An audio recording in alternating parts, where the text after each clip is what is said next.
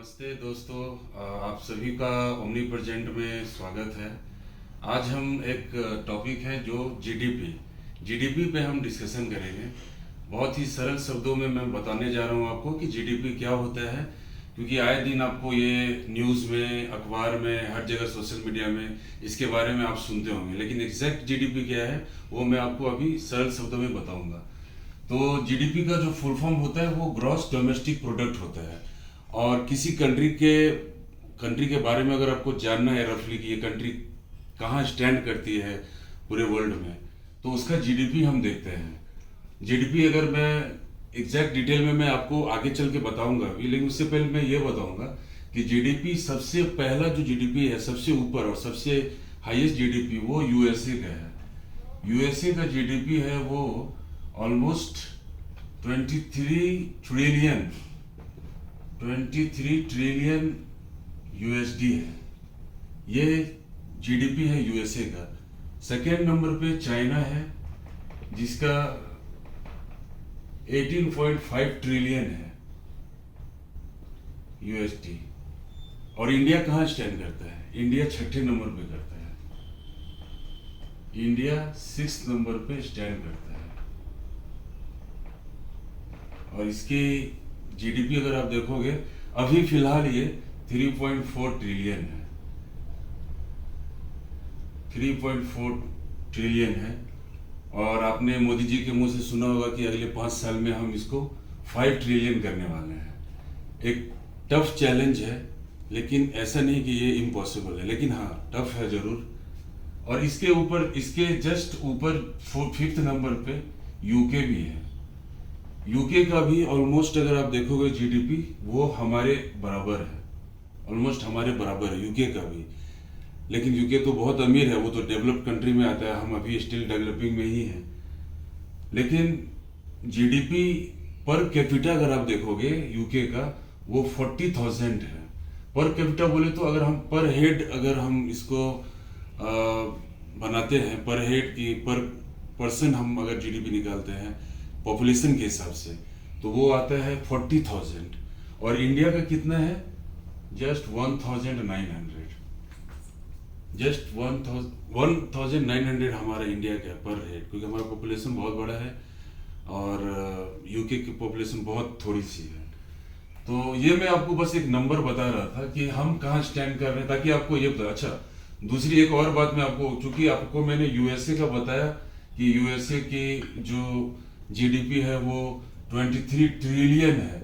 अभी ट्रिलियन का मतलब क्या है वो भी मैं आपको बता देता हूँ, क्योंकि नॉर्मली हमारे एशिया में, मतलब हमारे इंडिया में जो है हमारे तरफ वो हम लोग लाख, करोड़, अरब इस फॉर्म में जाते हैं। लेकिन नॉर्मली आप देखोगे अफ्रीका में या वेस्टर्न जितनी भी कंट्री है वहां पे मिलियन, बिलियन, ट्रिलियन इस तरह से जाते हैं। तो जस्ट कंफ्यूज ना हो इसलिए मैं आपको एक मिलियन का ये बताता हूँ कि जैसे हम किसी नंबर पे, या ये नंबर 1 हो, किसी नंबर के आगे हम 3 जीरो लगाए तो ये 1000 हो जाता है, और 3 जीरो लगाए और 3 लगाए तो ये लगभग ये मिलियन हो जाता है। इसके ऊपर और 3 डिजिट लगाए तो ये बिलियन हो जाता है। इसके ऊपर और 3 डिजिट लगाए, 3 के अगर हम प्रोपोर्शन में चलते हैं तो ये जो है फाइनली ट्रिलियन हो जाता है। ये फाइनली ट्रिलियन हो जाता है। पहला 1000 लगाते हैं तो 1000, उसके ऊपर 3000 तो 1 मिलियन, उसके ऊपर 3 जीरो बिलियन, और उसके ऊपर 3 तो ये ट्रिलियन हो जाता है। अभी अगर आप इसको आप अगर इंडियन जीडीपी को आप कन्वर्ट करोगे जो कि 3.4 है ट्रिलियन, तो ट्रिलियन में आपको इतना जीरो से मल्टीप्लाई करना पड़ेगा, 3.4 से मल्टीप्लाई करना पड़ेगा, प्लस आपको इसको यूएसडी से अगर रुपीस में चेंज करना है तो अभी मोटा मोटा हमारा 84.5 चल रहा है। तो ये आपको इंडिया का पूरा जीडीपी निकल जाएगा। लेकिन जीडीपी क्या है? जीडीपी के बारे में तो मैंने आपको सिर्फ डेटा अभी बता दिया, लेकिन जीडीपी एक्चुअली में है क्या?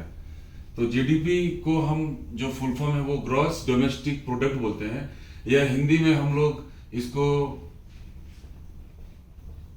सकल घरेलू उत्पाद बोलते हैं। सकल घरेलू उत्पाद, सकल घरेलू उत्पाद। तो ये आप सबसे ही आपको लगता होगा कि ग्रॉस डोमेस्टिक प्रोडक्ट जो होता है वो मार्केट वैल्यू जो होता है फिनिश्ड गुड का, एक बॉर्डर जो हमारी कंट्री का जो एक बॉर्डर है उसके दायरे में और एक स्पेसिफिक टाइम में, उसको हम कहते हैं ग्रॉस डोमेस्टिक प्रोडक्ट। अभी जैसे मान लो जो भी फिनिश्ड गुड हमारा है, जो भी हम बनाते हैं, जैसे मान लो फॉर एग्जांपल एक समोसा ही हम बनाते हैं, मान लो एक समोसा बनाते हैं, तो ये समोसा बनाने से पहले हम लोगों को डिफरेंट चीज की जरूरत, पोटैटो की जरूरत है, टोमेटो की जरूरत है, आटा की जरूरत है, ऑयल्स की जरूरत पड़ती है, डिफरेंट चीज। लेकिन हम जब जीडीपी निकालते हैं तो इसका हम अलग अलग करके नहीं, आप किसी दुकान वाले के पास जाओगे तो वो आपको समोसा इस तरह से नहीं बेचेगा कि हाँ आप समोसा में इतना ऑयल लगा, इसका इतना दाम होगा, पोटैटो का इतना दाम होगा, ओनियन का इतना दाम होगा, मसाले का इतना दाम होगा, ऐसा नहीं करेंगे। वो जो फिनिश्ड गुड बनाते हैं, जो फाइनल समोसा है हमारा, उस फिनिश्ड गुड का ही पैसा आपसे मांगेंगे। तो वो फिनिश्ड गुड जो होता है हमेशा जीडीपी में हम उसको कंसीडर करते हैं। तो ये एक फिनिश्ड गुड रहना जरूरी है। प्लस समोसा कहाँ बना है, अभी अगर आप इंडिया का देखो तो कश्मीर से कन्याकुमारी तक जो भी है हमारा, ये मैप तो इंडिया का नहीं लग रहा है, लेकिन कश्मीर से कन्याकुमारी तक जहां पे जो भी उत्पादन होता है, जो भी प्रोडक्शन होता है, एक स्पेसिफिक टाइम में, जनरली जीडीपी हम निकालते हैं क्वार्टर में, एनुअली, और क्वार्टर बोले तो साल में 4 बार हो जाता है, 3 महीने का क्वार्टर होता है, तो साल में 4 बार हम निकालते हैं जीडीपी, और एक हम जीडीपी एनुअली निकालते हैं। एनुअली जो निकालते हैं वो एक स्पेसिफिक पीरियड में कि हम साल का जीडीपी क्या है, 2023 का जीडीपी क्या है, तो वो हम पूरे साल में पूरे इंडिया के ज्योग्राफी में, एक तो ज्योग्राफी होता है जो कि ज्योग्राफिकल जो बॉर्डर है, जो भी ज्योग्राफिकल बॉर्डर है वहां पे, प्लस मान लो कि समुद्र भी है, कहीं पे समुद्र में भी हमारा है, हिंद महासागर है, जहाँ पे हम फिशिंग के लिए जाते हैं, या वहां से हम क्रूड ऑयल निकालते हैं, पेट्रोलियम निकालते हैं, तो वो सब कंसिडर होता है। लेकिन अगर कोई विदेश की कंपनी भी अगर इंडिया में जाके अगर कुछ प्रोड्यूस करती है, कुछ बनाती है, उसको भी हम इंडिया के जीडीपी में लेते हैं। लेकिन अगर वो प्रोडक्शन उसका मान लो कहीं और से है, मान लो एक मोबाइल है, मोबाइल का चिप चाइना से लिया है हमने, उसके जो बैटरी है वो मान लो हमने कहीं मलेशिया से लिया है, लेकिन अगर वो हम इंडिया लाके और यहाँ पे प्रोड्यूस करके और फिर इसका फाइनल सेलिंग करते हैं, तो फाइनल सेलिंग जिस प्राइस में होता है उस प्राइस में हम हमेशा जीडीपी निकालते हैं। अभी जो प्रोडक्ट है, गुड्स जो है, गुड्स प्रोडक्ट में हम गुड्स भी लेते हैं एंड सर्विस भी लेते हैं। तो जीडीपी में हम क्या कंसीडर करते हैं, गुड्स का भी कंसीडर करते हैं और सर्विस का भी। गुड्स में जैसे मान लो आप कोई भी सामान लेते हो, जहां पे आपने पैसे देके अपने प्रोडक्ट को लिया, अपने हाथ में लेके प्रोडक्ट को गए, वो गुड्स कहलाता है। आप कोई फर्नीचर लेते हो, आप टीवी लेते हो, आप शूज लेते हो, आप कपड़े लेते हो, वो गुड्स में आ जाएगा। लेकिन at the same time service में आप मान लो जिम जाते हो, आप मान लो जिम के जगह पे आप फ्लाइट पकड़ के आप एक जगह से दूसरी जगह जाते हो, या फिर आप ट्यूशन पढ़ाते हो, ट्यूशन के जरिए आप पैसा कमा रहे हो, ये सारी चीजें सर्विस में आती है। तो ये सर्विस और गुड्स भी अगर विद इन ज्योग्राफी में हमारे देश के अंदर ही बनता है, उसको भी हम कंसिडर करते हैं और उस तरह से जीडीपी निकालते हैं। तो जीडीपी आपको एटलीस्ट ये समझ में आ गया होगा कि जीडीपी है क्या।